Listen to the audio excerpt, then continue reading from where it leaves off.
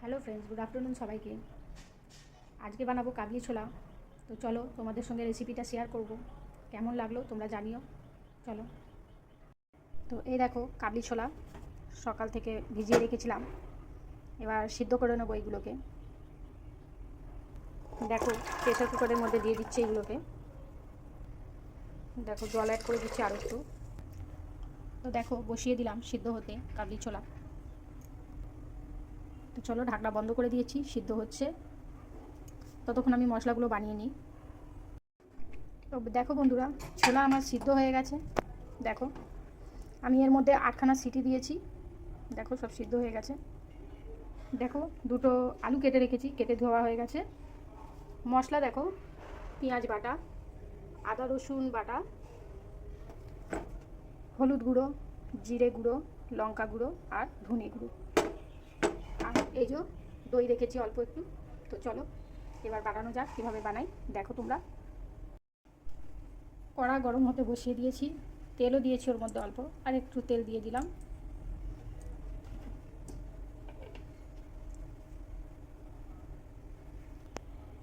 তেলটা গরম হয়ে এসছে, দিয়ে দিলাম ওর মধ্যে একটু জিরে ফোড়ন,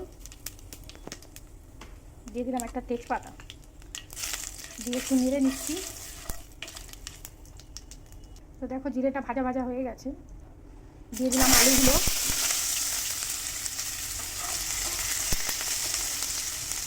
আলুগুলোর মধ্যে একটু নুন দিয়ে দিলাম, আলুগুলো একটু লাল করে ভেজে নেব। তো দেখো আলুগুলো ভাজা হয়ে এসছে, এবার আলুগুলো তুলে নেব আমি। তো দেখো আলুগুলো ভাজা হয়ে গেছে। তো চলো এবার দিয়ে দিচ্ছি পেঁয়াজ এর মধ্যে।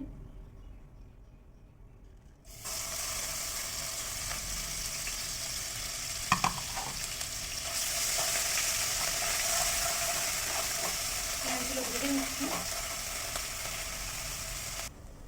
তো দেখো পেঁয়াজ ভাজা হয়ে এসছে, আর অল্প একটু হলেই হয়ে যাবে।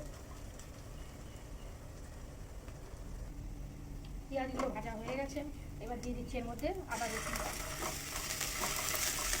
আদা রসুনটা দিয়ে ভালো করে মশলাটা ভেজে নেব। তো দেখো আদা রসুন দিয়ে পেঁয়াজটাকে ভালো করে ভেজে নিলাম। এবার এর মধ্যে একে একে জিরে গুঁড়ো, লঙ্কা গুঁড়ো, ধনে গুঁড়ো আর হলুদ গুঁড়ো সব মিক্স করে দিলাম।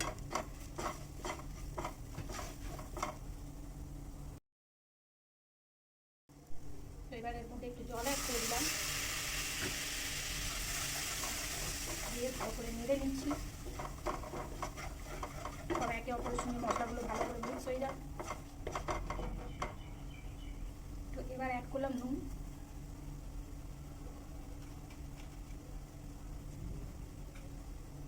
নুনটা দিয়েও ভালো করে নেড়ে দিলাম।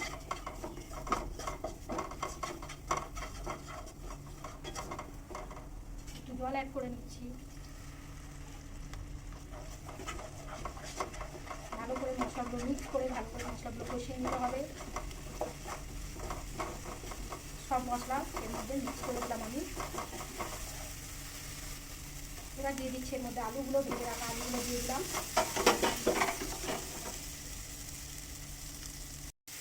আলুগুলো দিয়ে ভালো করে কষিয়ে নেব মশলাগুলোকে। দেখো আলুগুলো কষা হয়ে গেছে, অল্প একটু এর মধ্যে অ্যাড করে দিলাম সস কালারের জন্য। ভালো করে মিক্স করে দিলাম।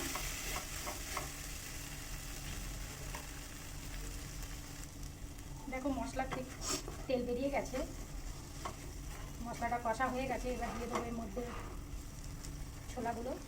তো দেখো দিয়ে দিচ্ছি ছোলাগুলো এর মধ্যে।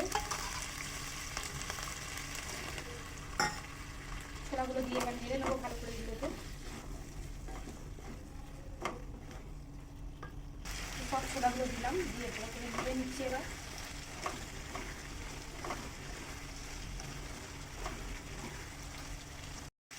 এবার দিয়ে দিচ্ছি এর মধ্যে টক দইটা।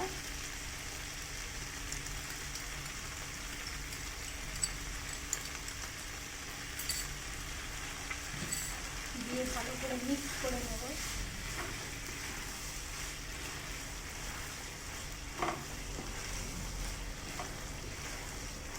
দিয়ে ভালো করে কষিয়ে নেব।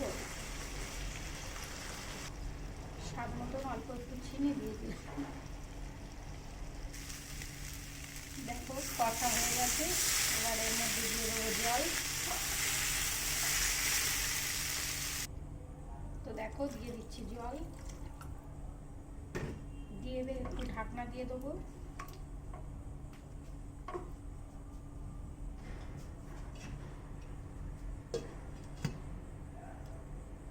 হ্যালো ফ্রেন্ডস, আমার কাবলি ছোলা তৈরি।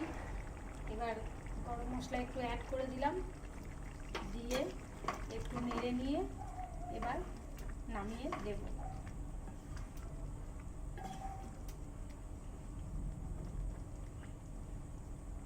তো দেখো কেমন হয়েছে, রেসিপিটা তোমাদের কেমন লাগলো জানিও। টাটা সবাইকে।